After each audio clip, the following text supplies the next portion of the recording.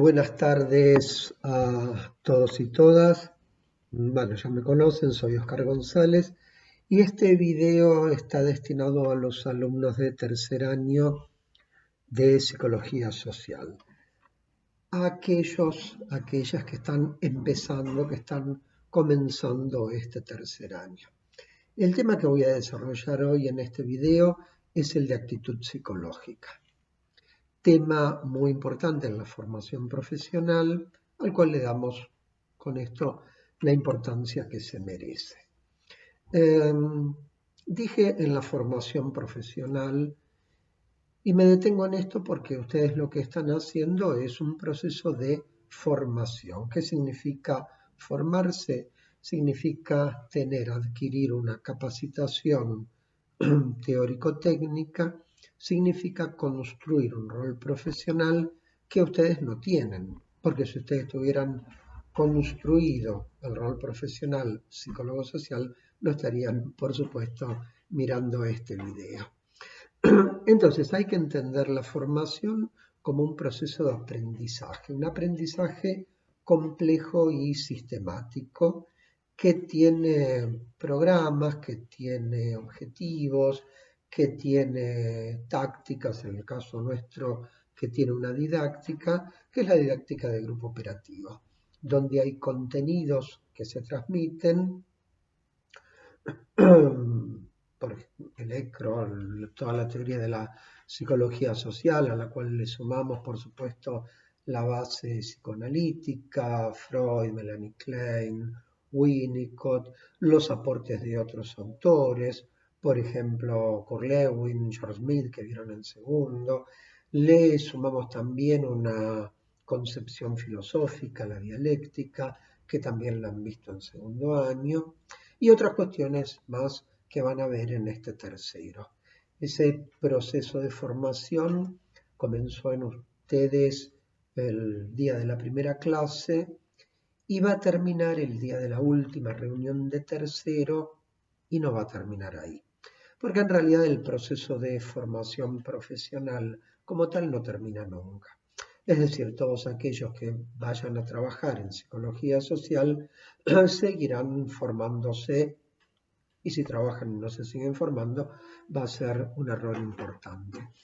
Lo que va a terminar de acá a un año es la formación que nosotros les podemos dar dentro de la escuela y dentro de la carrera de psicología social como tal, porque todas las formaciones institucionales tienen un tiempo limitado.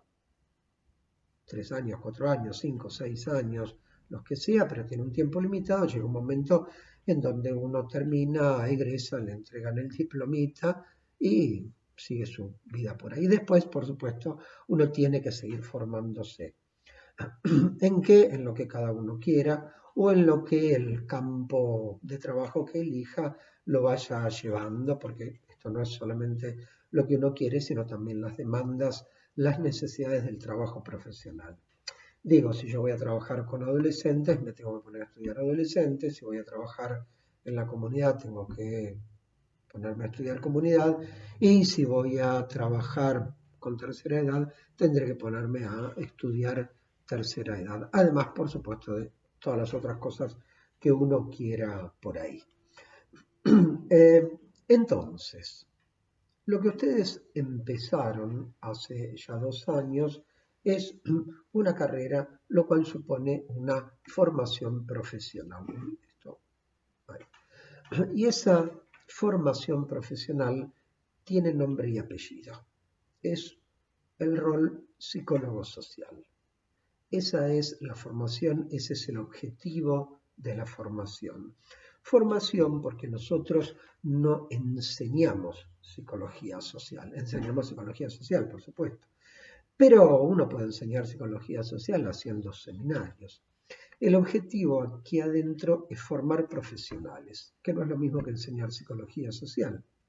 Entonces el rol psicólogo social es un rol profesional construido, definido en sus orígenes, allá lejos y hace tiempo, por Enrique Pillon Rivière.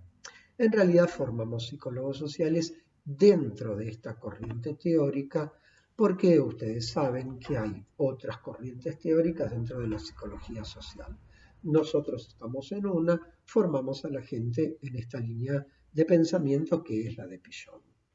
Este rol psicólogo social lo podemos definir como compuesto por dos subroles o dos roles en sí mismos que son subsidiarios integrantes del rol mayor.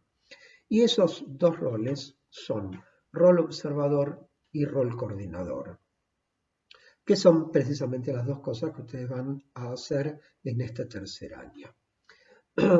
Al rol observador, ustedes van a tener clases, por supuesto, sobre el rol observador, lo vamos a definir de la siguiente manera. El observador es alguien, estudiante como ustedes o ya graduado profesional, que tiene una función específica dentro del grupo operativo, que es la de trabajar en conjunto con la coordinación y llevar adelante una tarea que está pautada, que es la de la toma de una crónica, por lo menos en la formación, una crónica, un registro escrito que sea lo más completo posible. Nunca la toma textual de todo, porque nadie puede escribir todo. Para eso entonces habría directamente que filmar la reunión.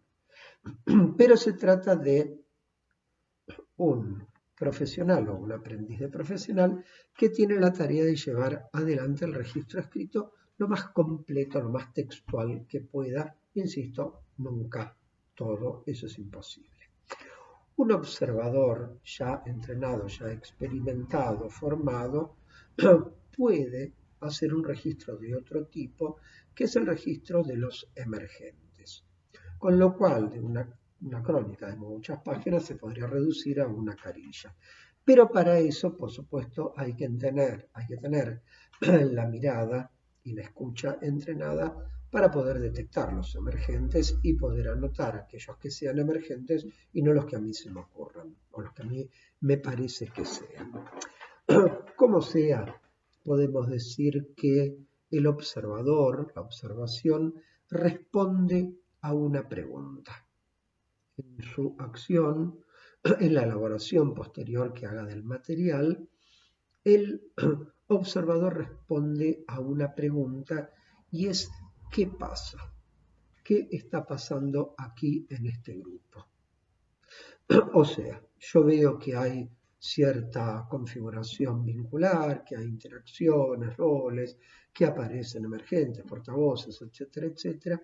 Y yo como observador tengo que entender, tengo que comprender, tengo que descifrar qué es lo que está pasando, a qué se debe, cómo y por qué el grupo se ha configurado de esta manera, por qué tales vínculos, tales alianzas, tales enfrentamientos, por qué hay, si es que hay por supuesto, un chivato, por qué hay resistencia, por qué los obstáculos se instalaron y no permiten seguir avanzando.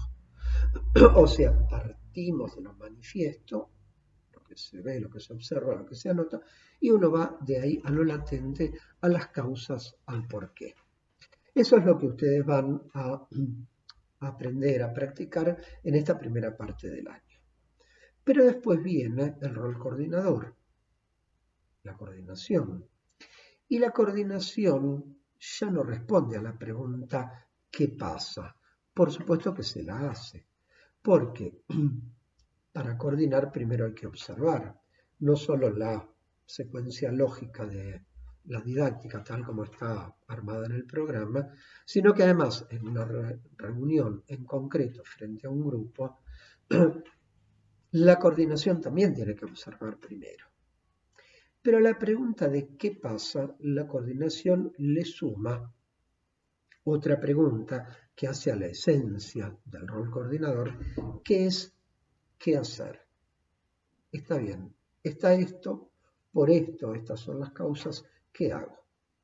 Por lo tanto, acá entramos en el terreno de las intervenciones, porque lo que hace un coordinador, una coordinadora, es intervenir. El observador también, de otra manera, Por ahí el observador tiene intervenciones pautadas, entonces a tantos minutos, 60 minutos de reunión, eh, interviene el observador haciendo una síntesis de lo que se trabajó hasta aquí. Son distintas formas de trabajar, ya lo verán más adelante. Pero la persona que ejerza la coordinación es una persona que tiene que decidir en qué momento va a intervenir y qué es lo que va a decir. Todo esto de las intervenciones, los tipos de intervenciones, de dónde salen y demás, es materia, por supuesto, para la segunda parte del año, cuando ustedes están viendo rol coordinador, viendo y practicando rol coordinador. Entonces, formación en un rol profesional específico, rol psicólogo social, compuesto por dos roles que son rol observador, rol coordinador. ¿Observador y coordinador de qué? De grupos pequeños, porque ese es nuestro instrumento de trabajo.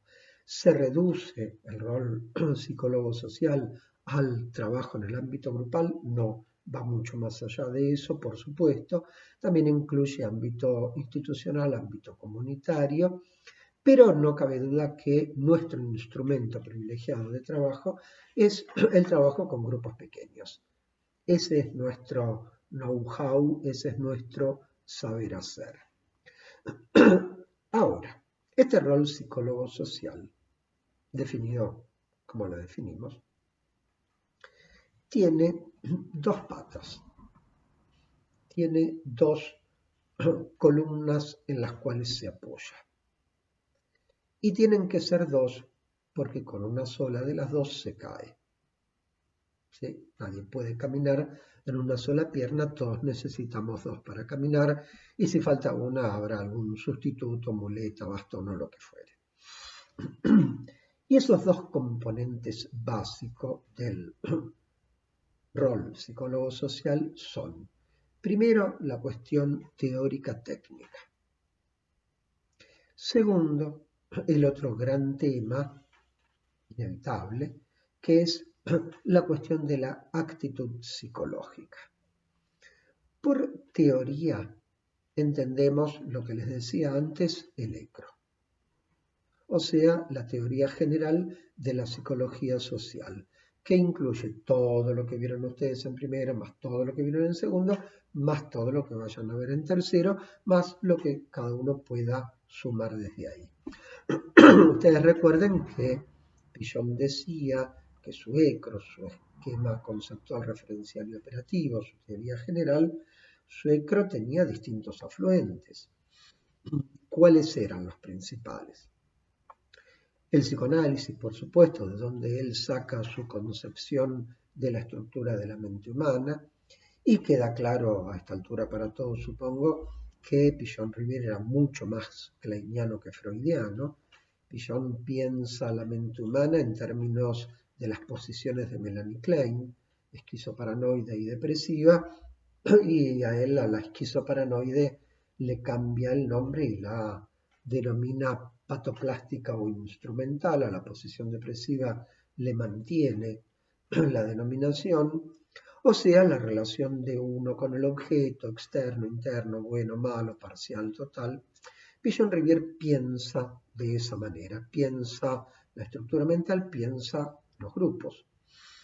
No es que no hubiera leído a Freud, más bien que lo había leído, pero él, como todo el psicoanálisis argentino en los años 40, 50, 60, él era kleiniano. De hecho, leer Piaget es leer Melanie Klein. Es la aplicación de la teoría de Melanie Klein, aunque hay algunas partes de algunos sectores de la teoría kleiniana, psicoanalítica en general, que él no acepta y lo modifica, pero básicamente su enfoque es kleiniano. Después, el pensamiento dialéctico, aunque Piaget llega a la dialéctica, no es que arranca de la dialéctica, pues ha tenido una evolución en su pensamiento. Los aportes del existencialismo, básicamente de Sartre, autor a quien él reconocía mucho y apreciaba mucho. Y después les podría decir el aporte de otros autores menores de los cuales él fue tomando algunas cosas. Kurt Lewin y su teoría del grupo, lo vieron, tuvieron clases. George Mead y su idea del otro generalizado, también lo han visto a George Mead en una clase, más los desarrollos propios de él, porque la teoría de Pigeon sobre los grupos operativos en particular es un aporte de él, personal de él, es lo que él construyó. Una teoría de los grupos, los vectores del cono para analizar el problema de la tarea, la pretarea, los obstáculos, los vínculos, los roles, la comunicación, etc. La cuestión de las ansiedades, de los obstáculos, todo eso está en el aporte de Pigeon. Y una parte técnica en todo esto que es la técnica de grupo operativo. Grupo operativo, vuelvan a primer año, repasen esas clases, las fichas que tengan sobre lo que es el grupo operativo. Entonces, Pigeon-Rivière construye una teoría y una técnica, y esa teoría y esa técnica son uno de los fundamentos del rol psicólogo social. Eso más los aportes. ¿Qué quiero decir? Que cuando yo me siento frente a un grupo, observando o coordinando, voy a ver ciertas cuestiones que son manifiestas. Mensajes, roles, climas afectivos que andan dando vuelta por ahí. Y a mí la teoría me tiene que servir para pensar, para decodificar eso que yo tengo ahí adelante. Quiero decir con esto.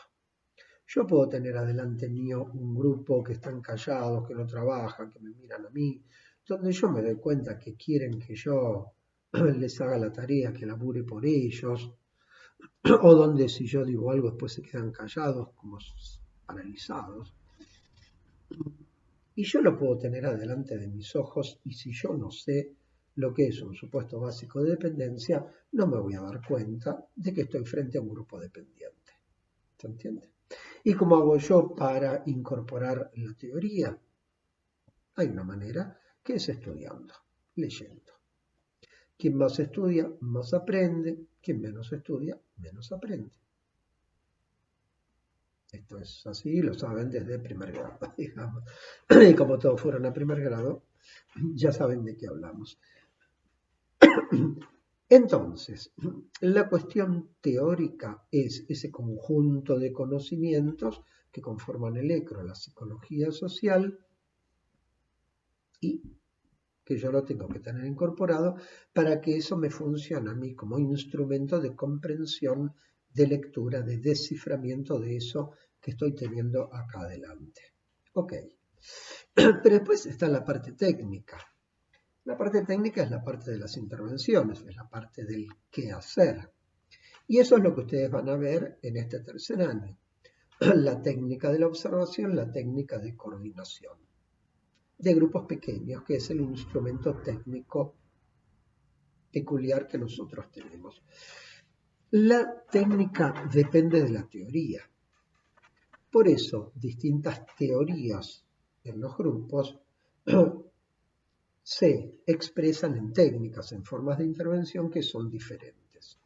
Quiero decir, nosotros pensamos el grupo de una manera, trabajamos de una manera, Bion y Ancier pensaban el grupo a su manera e intervenían a su manera. Tenemos, qué sé yo, Rogers y otros que han trabajado con grupos, Moreno, el psicodrama, que intervienen de una manera distinta, pero las intervenciones nacen de la teoría, de cómo uno lee lo que está pasando.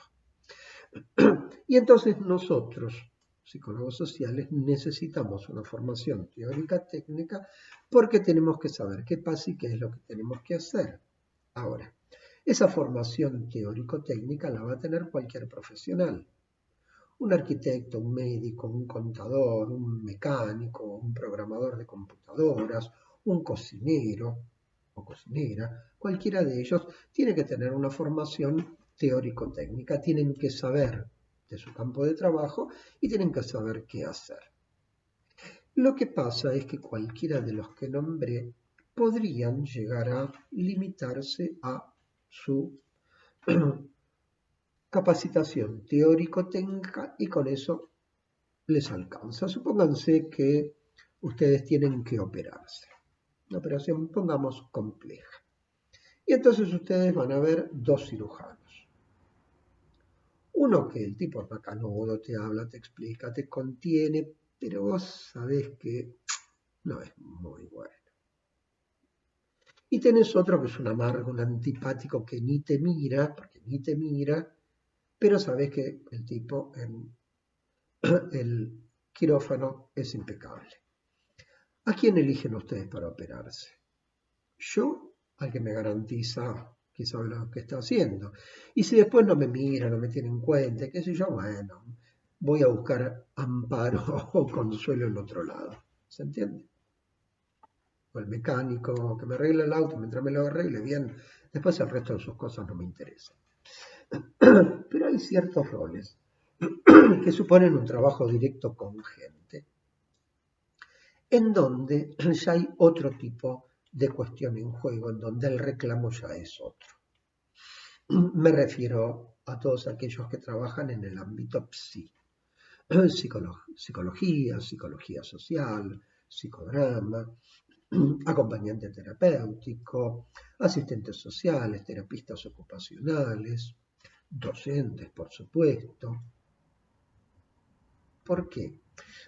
Porque hay, además de lo que uno puede saber, lo que se juega y mucho, la tarea de uno se juega en la relación que uno puede llegar a establecer con esa gente con la cual estamos trabajando. Esto uno lo ve, lo ha visto muchas veces, esas docentes, maestras muy capaces, muy buenas maestras, pero que tienen 20, 25 años de aula y saben muy bien lo que tienen que hacer y qué tienen que decir y qué no, y cómo hacer para que los chicos aprendan y les enseñan bien y garantizan el aprendizaje, pero te dicen, no me banco más el aula, no me banco más los chicos. Bueno, si no te bancas los chicos, no trabajes con chicos. Esto es así. Entonces anda, que yo, secretaria, directora, anda como bibliotecaria, no sé. Y pone al frente del aula a una chica recién recibida que va a saber la 10ª parte, porque no tiene experiencia, pero que tiene toda la onda y tiene todas las ganas. ¿Se entiende? O sea, las ganas que uno tiene de trabajar. A eso, a esa, a esa parte que es personal, que es actitudinal, de la actitud, a eso lo llamamos actitud psicológica. Y es la otra gran pata del rol profesional. La capacitación teórico-técnica, la cuestión de la actitud psicológica. No es un agregado, no es algo que viene después, no es algo que, bueno, dale también, no es 90 y 10, sino que están ahí, 50 y 50. A veces un poco más, a veces un poco menos, pero ya sabemos lo que le pasa a uno cuando camina rengo. Apoya mal y después en algún lugar te va a doler. La cuestión de la actitud psicológica, entonces, como cuestión fundamental en el rol profesional. ¿Cómo definimos entonces a la actitud psicológica? Como una modalidad relativamente estable, nunca inmutable, jamás inmutable, porque eso no existe. No somos máquinas, somos personas. Una modalidad relativamente estable de sentir, pensar y hacer. En función de lo que siento y de lo que pienso, hago. Una forma de conectarme con los otros, una forma de pararme yo frente al acontecer de los otros. Piensen en los bebés. Cuando el bebé está tranquilo, está de buen humor y te mira y sonríe, qué sé yo, es divino estar con los bebés. El tema es cuando le duele está cortando dientes, cuando le duele el oído, cuando tiene gases, cuando anda de mal humor. Ahí es donde uno tiene que realmente jugarse en esa relación, ¿sí? Y nosotros trabajando con gente, con adultos, Sí, nos vamos a encontrar con momentos agradables, donde la gente piensa, trabaja, elabora, colabora, y ahí es muy lindo coordinar u observar. Pero ojo, porque después nos vamos a encontrar también con los malos momentos, y ahí es donde la actitud psicológica se va a poner en juego. Porque la actitud psicológica no es algo que se compra en la esquina o que yo la bajo de internet, sino que es algo que yo construyo y que tengo que mantener siempre en función de mí mismo como persona, me pasan cosas en la vida, etc. Y además de las características de ese campo de trabajo que tengo ahí adelante, o sea, de ese grupo concreto y de esas personas que componen el grupo. Porque la actitud psicológica no es inmutable, no es que yo lo aprendí, lo incorporé y listo. Si yo sé lo que es el grupo de supuesto básico, lo voy a saber por siempre. ¿Entiendes? Bueno, no me lo voy a olvidar si trabajo, me refiero, ¿no? Por supuesto. Pero la actitud psicológica que yo puedo tener, razonablemente buena, digamos, por ahí la pierdo, insisto, por circunstancias personales mías, yo estoy de duelo, o por características del grupo o de cierta gente del grupo que yo tengo ahí adelante. ¿Se entiende? No es de una vez y para siempre. Uno la construye y después la pone en juego y puede perderla y tiene oscilaciones. Inevitablemente las tiene porque nosotros, en tanto personas, tenemos oscilaciones. Y el que no tenga oscilaciones en sus estados de ánimo es una baldosa. Como nosotros no somos baldosas, entonces tenemos oscilaciones en nuestro ánimo. Y todo eso se puede manifestar, por supuesto, en nuestro trabajo. Vamos a decir que la actitud psicológica tiene 4 componentes. 4. Los nombro y los desarrollo. Los 4 componentes de la actitud psicológica son resonancia, continencia, tolerancia y descentramiento. 4. Resonancia, continencia o contención, tolerancia, descentramiento. El concepto de resonancia lo tomamos de Ansié, que él a su vez lo tomaba de la física, de la acústica. La resonancia es la capacidad que tiene alguien, por ejemplo, en una tecla del piano, en vibrar en consonancia, en simpatía con otra tecla igual del piano. Un do provoca eco en el otro do. Él saca esto de la acústica, lo lleva al terreno de los grupos y dice que la resonancia significa la posibilidad que tiene uno de resonar internamente, no auditivamente, sino emocionalmente, con lo que los otros están planteando, haciendo, trayendo en un momento determinado. O sea, tiene que ver con la capacidad de poner la oreja, de prestar atención. Recuerden ustedes el término. Prestar atención es literal, quiere decir que yo presto mi atención, que mi atención es mía y yo la presto a otro. Si yo no presto atención, no escucho. Y por lo tanto, lo del otro no me resuena. Entonces es la disposición que uno tiene a poner la oreja para escuchar lo que los otros tienen que decir, para resonar en función de eso otro que está sucediendo ahí afuera. El segundo componente es la contención o continencia, o, si ustedes quieren, directamente el holding de Winnicott. ¿Se acuerdan del holding? Uno de los componentes de la función materna, holding, handling, devoción, presentación de objetos, función de filtro o coraza. La capacidad de contener. De nuevo lo mismo, cuando el grupo anda bien es fácil. Cuando el grupo anda mal es cuando hay que contener, igual que con el bebé, ya lo dije, cuando el bebé está de buen ánimo son divinos. El asunto es cuando vienen cruzados.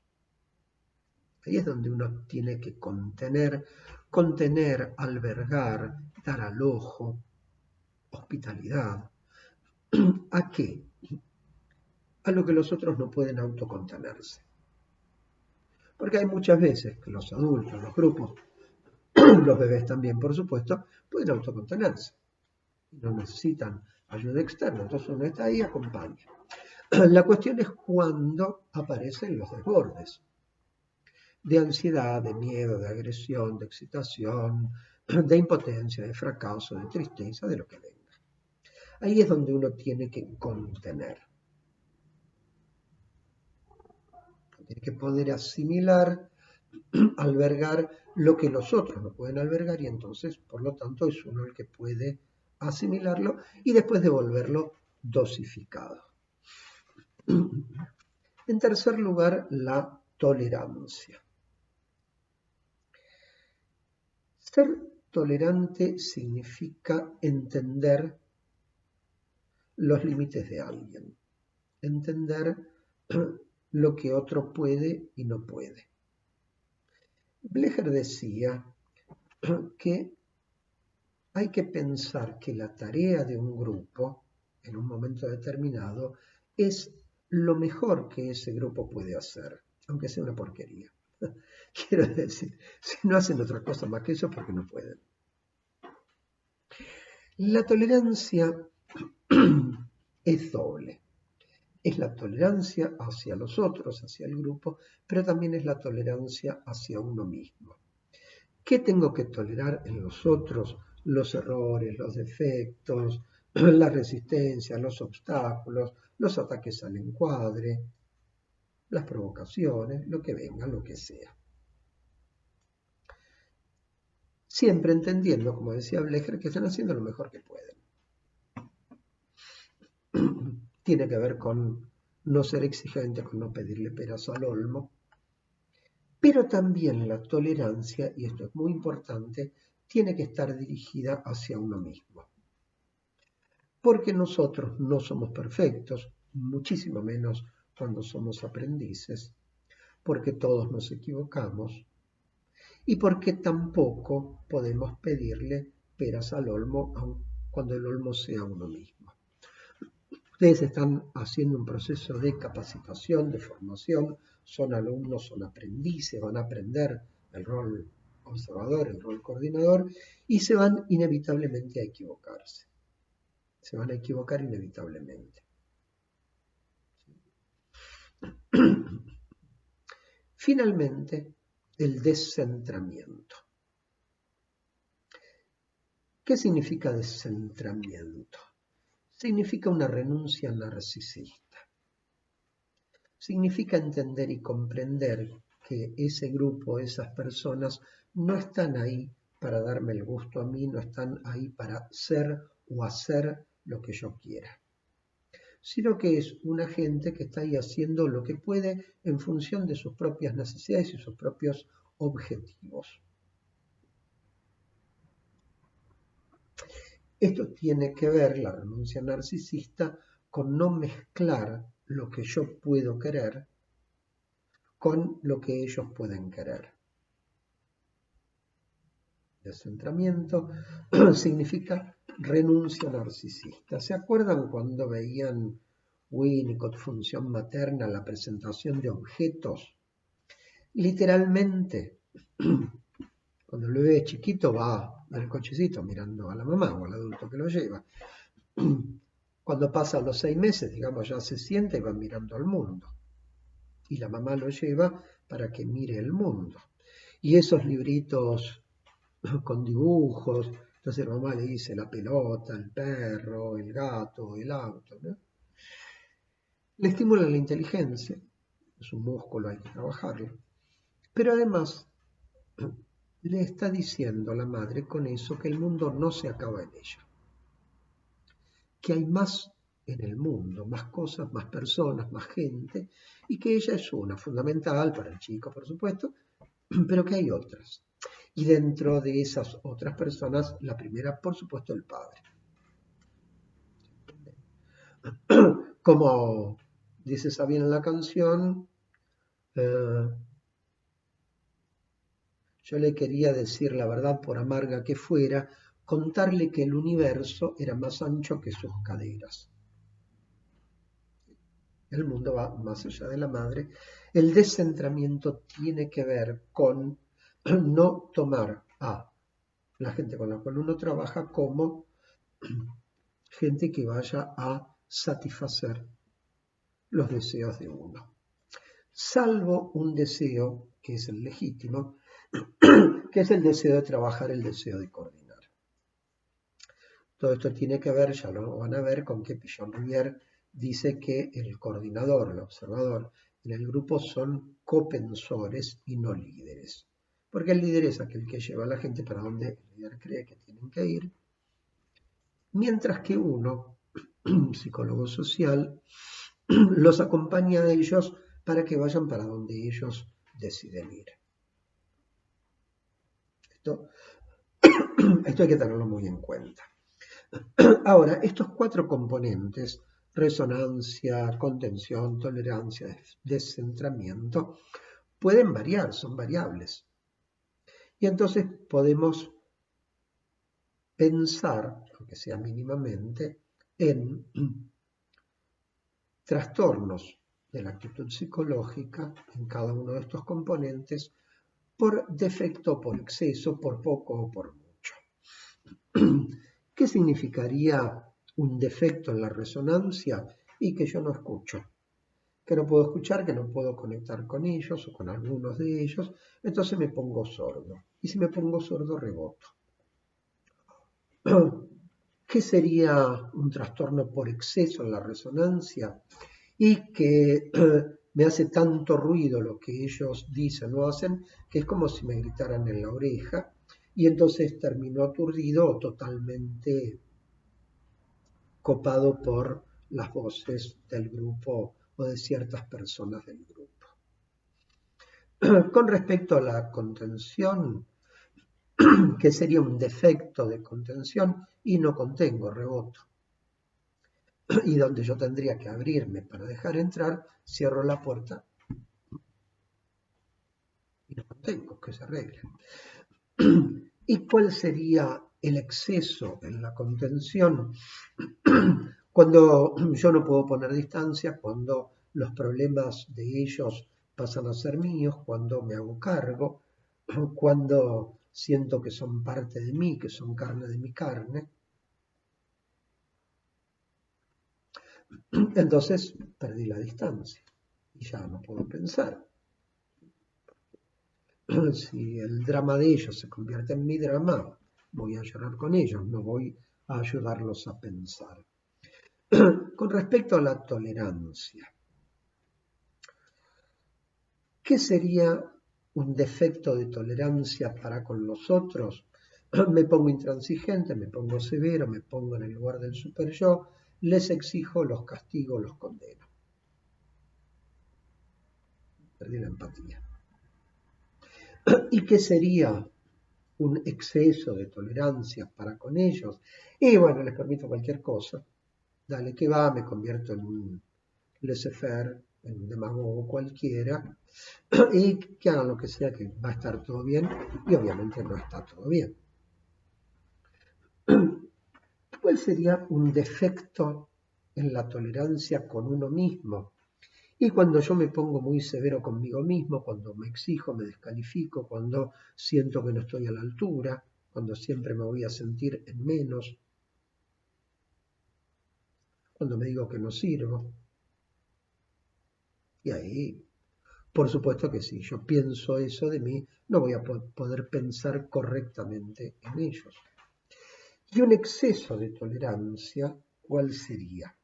Si bien es cierto que yo tengo que ser paciente conmigo y entender que cometo errores, que no me las sé todas y demás, tampoco me puedo ir al otro extremo y decir que, bueno, está bien, me equivoqué, todo el mundo se equivoca, ya está, porque termino de nuevo en el laissez-faire, pero conmigo mismo, en lugar de con los otros, y entonces uno termina siendo un chanta. Término que no es muy técnico, pero que igual todo el mundo entiende, todo el mundo sabe qué significa un chanta o un charlatán. Ahora, cada uno, por su propia configuración personal, tiene ciertos puntos, ciertos conflictos, ciertas personas, donde su resonancia, su continencia, su tolerancia, su descentramiento va a poder estar más o menos afectado. Porque no es que uno pierde la actitud psicológica en masa, si la pierde en masa, bueno, nada. Retírese, pídase una licencia un tiempo y vuelva después. A uno lo que le pasan suelen ser cosas más sutiles. Resuena poco con algunos, resuena mucho con otros, contiene demasiado algunas situaciones, contiene muy poco otras situaciones. Hay gente a la que le tolera más, hay gente a la que le tolera menos. Uno a veces está más descentrado, a veces está menos descentrado, ¿sí? Y más o menos de acuerdo a distintas situaciones, etcétera, etcétera. Todo esto es situacional y depende mucho de la estructura personal de cada quien, por supuesto, de las situaciones personales que cada quien esté atravesando y, por supuesto, de las características de los miembros del grupo. Les cuento un ejemplo, solamente un ejemplo. Un colega mío, psicólogo que trabajaba con niños, muy buen terapeuta, que trabajaba en oncología infantil. Trabajaba muy bien, y se trabajaba muy bien en una clínica muy difícil porque muchos de esos chicos se mueren. Hasta que él se casa, la mujer queda embarazada y se da cuenta que había perdido la motivación para trabajar con esos chicos. El hecho de ser padre, de esperar un hijo sano, por supuesto es como que le había sacado una buena parte de las ganas que tenía de trabajar. Lo pensó, lo revisó, lo consultó en supervisión, en su análisis, y decidió dejar de trabajar en oncología infantil. Hizo bien porque iba a trabajar mal, iba a trabajar forzado. ¿Sí? No es que no supiera, sabía, pero personalmente no, ya no estaba como para trabajar con esa población. Entonces hizo muy bien. La actitud psicológica es un proceso psíquico, por supuesto, o es la manifestación de una serie de procesos psíquicos. Y tiene obstáculos y tiene un sostén.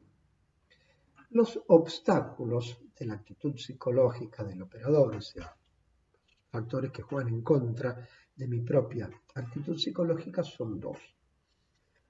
Y a estos dos Freud los llamó el contagio afectivo y la contratransferencia. Por contagio afectivo, Freud entiende una situación. Los afectos en los grupos circulan a mucha velocidad y se potencian. Y en las masas a mucha mayor velocidad y con mucha mayor potencia. Y uno, por más operador que sea y por más que tenga su rol, que lo defiende y demás, uno puede verse contagiado por ese clima afectivo que está en el grupo. Por ejemplo, están muy depre.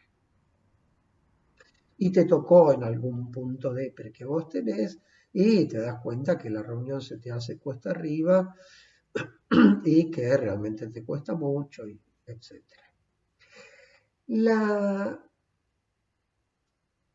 El contagio afectivo depende de la identificación. Yo me identifiqué con ellos, yo dije a mí también, yo también, y ahí me enganché. En general uno sale de ese estado del contagio afectivo, tristeza, exaltación, lo que sea, cuando pasa la puerta. Si no se puede rescatar en la reunión, uno termina y dice, bueno, nos vemos la semana que viene, gracias, chao. Sale y hace, se alivió. Y puede empezar a pensar lo que le pasó ahí adentro. La contratransferencia, ustedes vieron transferencia, contratransferencia, es más complicada porque es un proceso inconsciente. Deriva también de la identificación, pero una identificación más inconsciente. Entonces, en la contratransferencia yo me siento mal y no sé por qué. Digo, ¿pero por qué me siento así? ¿Por qué me angustio? ¿Por qué tengo sueño? ¿Por qué me enojo? ¿Por qué estoy tan intolerante? ¿Por qué dije lo que dije de esta manera que no corresponde? Y la verdad que no sé. Y yo salgo de la reunión y ese estado sigue. Y sigo sin poder dar cuenta de qué es lo que me pasa. Por esto, no solamente por esto, es fundamental para aquel que trabaja la cuestión del trabajo en equipo, de la supervisión. Porque cuando uno supervisa, no supervisa solamente al grupo que coordina, sino también lo que uno hizo en y con ese grupo. Y, llegado el caso, por supuesto, también la terapia personal, donde uno pueda ver de dónde vienen esos enganches contratransferenciales que se le hacen claro, cuando los piensa, en su trabajo profesional. Estos son los dos grandes obstáculos de la actitud psicológica. El peor, por supuesto, la contratransferencia. Pero la actitud psicológica tiene un gran sostén. Creo que ya le dije que la actitud psicológica sostiene el rol. Bueno, pero eso que sostiene a su vez está sostenido por algo. Y ese algo es un sentimiento muy particular, trabajado por Freud y por otros autores, Rogers por ejemplo, que se llama la empatía. La empatía es la capacidad que uno tiene de ponerse en el lugar del otro, de resonar con el otro, sin perderse en el otro. Hay situaciones donde la empatía sale muy fácil. Frente a esta atrocidad de la violación grupal en Palermo, uno automáticamente tiene empatía con la víctima, con la chica abusada, no con ellos. O qué sé yo, hoy en la guerra criminal en Ucrania, donde los están masacrando, pobres ucranianos, los van a dejar sin país, sin nada, uno se pone empáticamente del lado de los ucranianos. Y no de los rusos, claramente, que son los agresores. La empatía es, claro, en otras ocasiones es más difícil.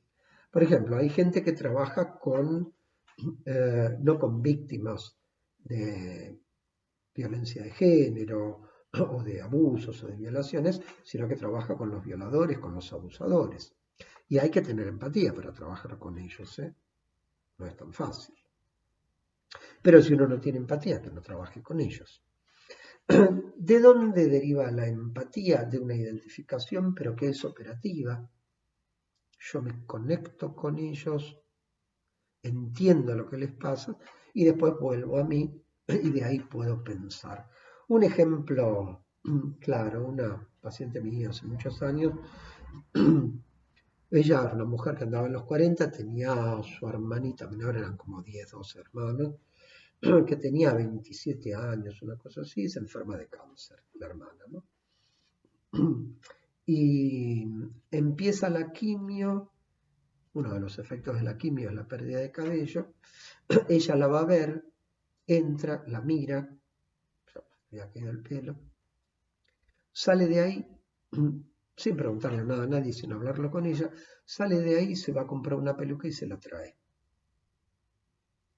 Y la hermana agradecidísima que le había traído una peluca. Ya pudo ponerse en el lugar del otro, pudo identificarse con el otro. Y esta empatía depende de la transferencia positiva sublimada. Recuerdan que Freud hablaba de una transferencia negativa, hostil, amorosa, que es el núcleo de la contratransferencia, del obstáculo que no me deja pensar, pero hablaba de una transferencia positiva sublimada. Repasen las clases de transferencia o el texto de Freud, la dinámica de la transferencia.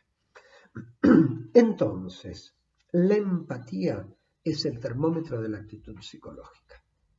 Es lo que guía nuestra acción. Y esto es fundamental, que va entretejida siempre, por supuesto, con la capacitación teórico-técnica. Porque si uno tiene una buena formación teórico-técnica, pero no tiene empatía, entonces va a ser una máquina de interpretar sin poder ponerse nunca en el lugar de los otros.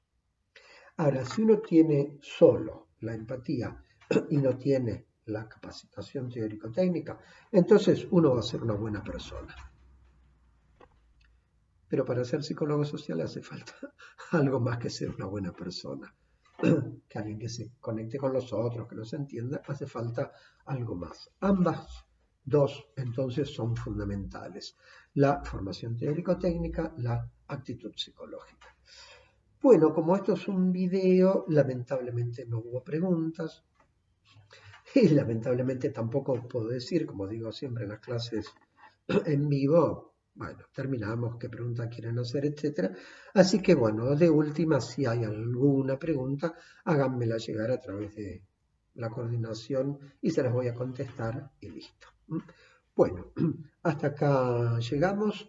Gracias por la atención, suerte, disfruten mucho este tercer año, que es un año muy bueno, es un año muy lindo, muy rico, trabajoso, costoso, nadie dice que no, por supuesto, pero que realmente vale la pena porque es la coronación de un proceso que ustedes iniciaron hace 2 años. Así que bueno, suerte para todos, aprovechen, disfruten el año, más allá de lo que pueda pasar afuera, tenemos esto, aprovechémoslo, y en algún momento nos veremos entonces en una clase en vivo y en directo.